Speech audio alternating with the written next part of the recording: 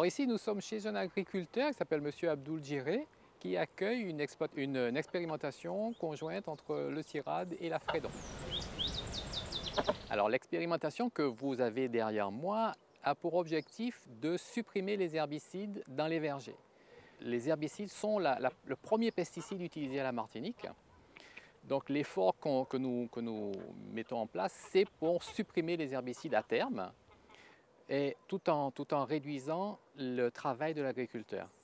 Alors pour supprimer les herbicides, on a choisi d'associer au verger un animal, en l'occurrence une volaille, c'est l'oie, parce qu'elle est très herbivore, qui va faucher, qui va consommer l'herbe et être utilisée comme une sorte de tondeuse à gazon pour à la fois donc, réduire le travail de l'agriculteur, supprimer l'utilisation d'herbicides et fertiliser le terrain avec ses déjections.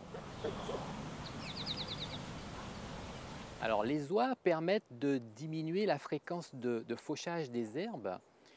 Par exemple, en cette période où on est en saison des pluies et il fait chaud, l'agriculteur normalement a besoin de faucher son verger pour qu'il soit propre toutes les 6 à 8 semaines.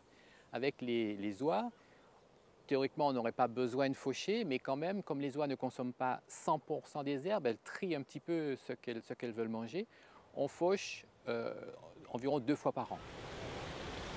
Alors les oies, non seulement elles permettent à l'agriculteur de diminuer la quantité d'herbicides, elles permettent aussi à l'agriculteur de faucher moins souvent, donc d'économiser son travail, mais en plus, on peut aussi en vendre la viande et les œufs.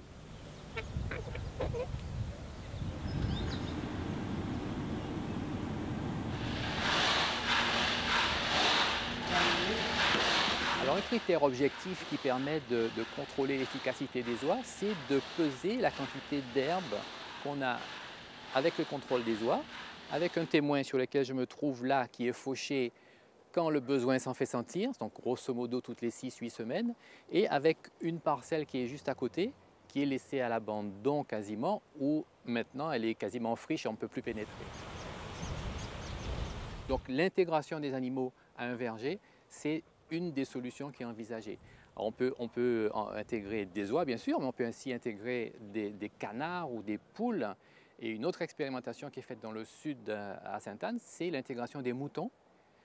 Seulement les moutons, ils ont la mauvaise habitude de manger les agrumes par exemple, alors on les associe à d'autres plantes qu'ils ne mangent pas, comme les corossoles, les pommes cannelle ou les cachemans.